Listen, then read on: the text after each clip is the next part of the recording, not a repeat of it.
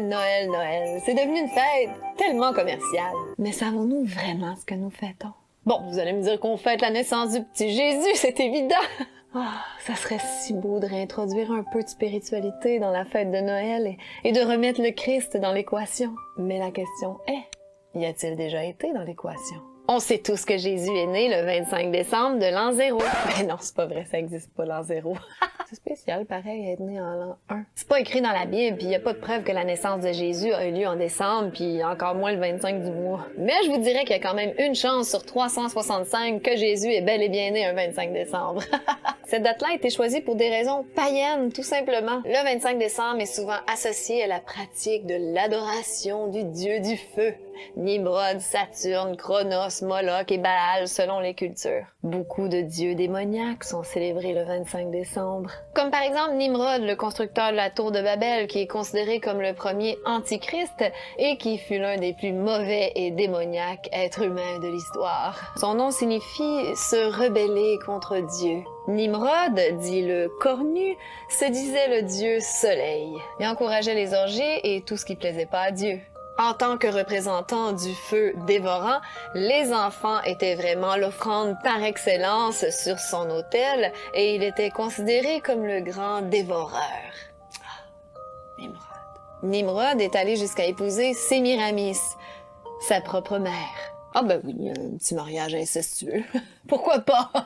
Leur fils Tammuz, qui était vu comme la réincarnation de Nimrod, est né le 25 décembre. Et après sa mort, pas très glamour dans les bois, sa mère a affirmé qu'un conifère avait poussé durant la nuit à partir d'une souche d'arbre mort. Sémiramis racontait qu'à chaque année, à son anniversaire, le 25 décembre, Tammuz venait y déposer des présents pour le peuple. Le Vatican a choisi cette date-là pour célébrer la naissance de Jésus, mais bon, on fêtait déjà à cette même date-là la naissance de Tammuz, le fils de l'Antichrist, des milliers d'années avant que Jésus vienne sur Terre. Tammuz était aussi nommé Moloch ou Baal par les druides. Tu sais, le démon Moloch là, que l'élite aime tant vénérer. Le démon qui exige des sacrifices d'enfants là, puis qui tripe sur l'odeur des enfants brûlés vifs. Je lance ça comme ça. Just in case you're lacking the common sense to see that Hillary Clinton is an evil witch and a willing servant of Satan, I will now point you to one of her newly released emails that has a reference in there about sacrificing to Moloch.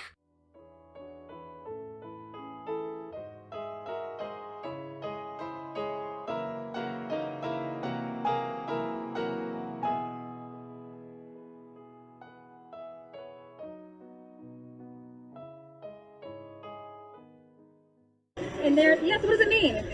Sorry, I'm all touching you. It means a lot of different things, but it's what's important to me. I don't think it's not really for other people to really know about.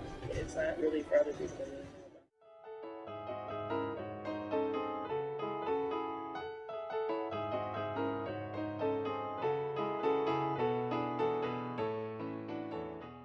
Sous ce même thème, on ne peut pas passer sous silence le dieu Saturne, qui a tous les attributs de Satan lui-même et qui était adoré le 25 décembre, bien sûr. Sa célébration était appelée les Saturnales. Ils ont même nommé une journée de la semaine en son honneur. Saturday. Samedi en anglais. Le mois de décembre étant le plus sombre de l'année, eh bien, durant les Saturnales, on priait pour le retour du soleil. C'était la débauche, on fêtait dans l'ivrognerie. Ouais. Ça a pas trop changé, finalement. Les orgies, puis on faisait même des sacrifices animaux et humains. Ça, c'est un party à mon goût. Tout en étant un dieu de la fertilité, Saturne était impitoyable dans les sacrifices humains qu'il exigeait. Même que de peur d'être détrôné par un de ses enfants, il les avait dévorés à leur naissance. Bon appétit! La planète Saturne a hérité de ce nom parce que parmi toutes les planètes, ses anneaux et sa couleur rouge brillant représentaient le mieux le dieu du feu. Pas mal chaque civilisation possède son dieu du feu ou du soleil. Du côté de l'Égypte, le 25 décembre, c'est la célébration du culte du soleil, Ré ou Ra,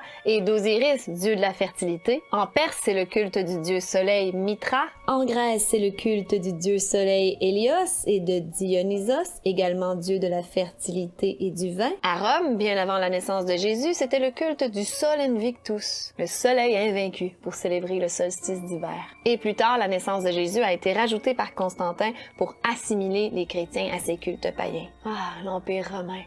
Culture païenne par excellence. La fête de Noël a donc servi à remplacer l'adoration du soleil, Sun, par l'adoration du fils, Sun. Même si les Romains ont arrêté assez tôt de faire des sacrifices humains, le sang continuait de couler avec les gladiateurs pendant les fêtes saturnales en décembre. Le sang des gladiateurs qui coulait représentait une offrande en sacrifice à Saturne. Tous les symboles de la fête de Noël sont d'origine païenne. Attachez votre tuque. Mon beau sapin, roi des forêts! Yeah, rock and roll! Les lumières de Noël dans le sapin étaient à l'origine des bougies faites avec la graisse des corps brûlés des enfants victimes des sacrifices. Les boules de Noël, elles, c'était anciennement les têtes décapitées des enfants sacrifiés. Les bûches de Noël, symbole de sacrifice sur le bûcher. Le hou, c'était un rituel païen de fertilité. Décorer l'arbre et les offrandes, c'était des traditions babyloniennes. Le sapin, c'était aussi un symbole païen de fertilité. Non, là, je vais trop loin. S'embrasser sous le gui, s'échanger des cadeaux, chanter d'une maison à l'autre, les bougies de l'Avent, les cartes de Noël, tout descend de ces fêtes et rituels païens. Il y a jusqu'au Père Noël qui a une ressemblance avec Saturne. Tu sais, un vieux monsieur avec une longue barbe qui aime un peu trop les enfants. Ainsi donc, Noël, c'est entre autres rendre hommage à cette diabolique divinité satanique qu'est Saturne. C'est tellement cute. Saviez-vous que c'est pas la première fois en 2020 qu'il est interdit de célébrer Noël? C'était illégal aux États-Unis jusqu'au 19e siècle, justement parce que c'était considéré comme une ancienne fête païenne. Peut-être que Legault veut juste nous empêcher de célébrer le diable, dans le fond. Non. La question qu'on se pose, évidemment, c'est pourquoi des êtres humains sacrifiaient, ou sacrifient, leurs propres enfants à ces démons et qu'est-ce qu'ils voulaient en retirer? You have to ask yourself why it is that somebody would want to do that, let alone these elite people. And if you look at the elite throughout history, many of the people that achieve pinnacles of power are into the occult.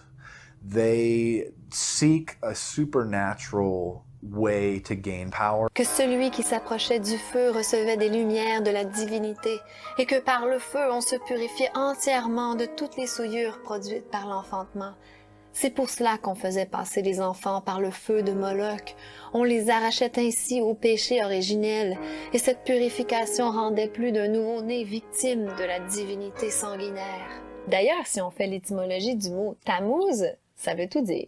Tam signifie rendre parfait et Muz signifie feu.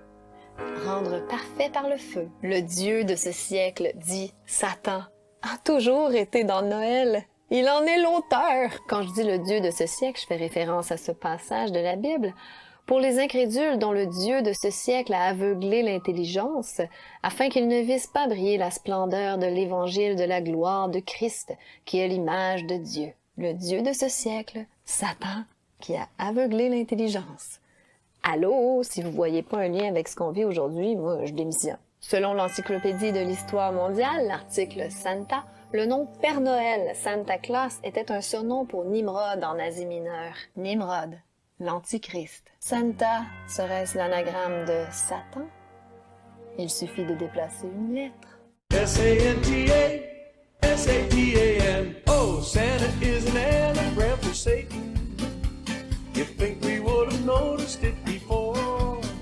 Et Santa Claus, Claus, qui est l'homophone de claws, griffe. Les griffes de Satan. Vais-tu trop loin? Ouais, le Père Noël, il change de poil, là, hein? Santa Claus is Satan, and it's clear to see. He don't mind the raging fires in your chimney. You took a pass from Christmas Mass, now you are home waiting for an elf to bring you wealth, 'cause Santa Claus is Satan. Je viens de comprendre pourquoi j'ai jamais aimé le Père Noël. J'en avais une peur bleue, là, je voulais rien savoir. J'ai toujours eu la fibre complotiste. Le Père Noël est comme un dieu. Il connaît puis il juge nos bonnes ou nos mauvaises actions. Il donne des récompenses à ceux qui sont sages. Il est représenté comme étant omniprésent, omnipotent, omniscient. Des caractéristiques qui appartiennent qu'à Dieu. Les enfants prient le Père Noël pour obtenir des cadeaux.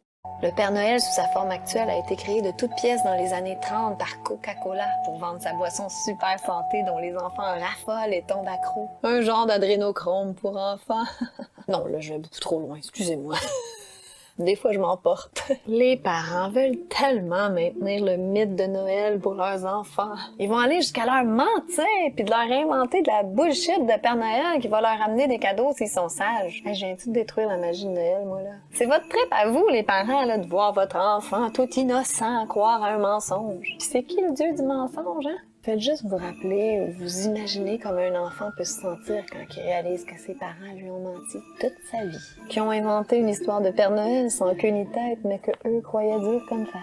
Ses propres parents qui lui répètent sans cesse que mentir, c'est mal. Le monde peut bien être fucké. Tu sais, il y a une phase que les enfants deviennent sceptiques un peu, là. Appelons-la la phase complotiste. Puis qui commencent à vouloir tirer sur la barbe du Père Noël pour voir si c'est une vraie. Ou qui veulent comprendre pourquoi mon oncle Roger, il est jamais là en même temps que le Père Noël. Ou qui se questionnent sur comment le Père Noël peut passer par le trou de la cheminée ou comment il peut distribuer des cadeaux à tous les enfants de la Terre en une seule nuit. Mais quand t'apprends la vérité, le réveil est brutal. Et tu te rends compte que tes bons parents bienveillants, en qui t'avais une confiance aveugle, t'ont menti toute ta vie. Un peu comme les moutons aujourd'hui quand ils vont se réveiller, quoi. Même choc. Sauf que les enfants, c'est moins dur et moins long à faire allumer. Sont moins endoctrinés profondément, puis moins dans l'ego.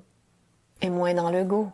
En tout cas, maintenant, on peut mieux comprendre pourquoi les traditions de Noël se concentrent principalement sur les enfants qui sont totalement le centre de l'attention du party. Sans les enfants, Noël a pas mal moins d'intérêt. Tu sais, les enfants, là, totalement désensibilisés et qu'on submerge de cadeaux, là, qui développent comme ça, un à un, là, sans aucune émotion, sans aucun trip, puis qui passent au cadeau suivant. Noël, ça peut être super réjouissant pour certains, mais pour d'autres, ça peut être une période où règne l'adultère, la solitude, la jalousie, l'ivrognerie, la conduite dangereuse au volant, les controverses familiales, sans compter les dettes qui s'accumulent puis qu'on a du mal à rembourser. Alors on peut aborder la question de Noël, de la fête de Noël. Je vois qu'il y a pas mal de vidéos qui dénoncent cette fête. Et je tiens à dire que les personnes qui font ce travail de décryptage font un très bon travail. Mais il n'y a même pas besoin d'aller jusque-là. Il faut juste se poser deux questions. Première question, dans la Bible, est-ce que vous avez un passage biblique où Jésus-Christ demande de commémorer sa mort? Réponse, oui. Luc, chapitre 22, verset 19. Deuxième et dernière question. Est-ce que vous avez un passage biblique où Jésus-Christ demande de célébrer sa naissance?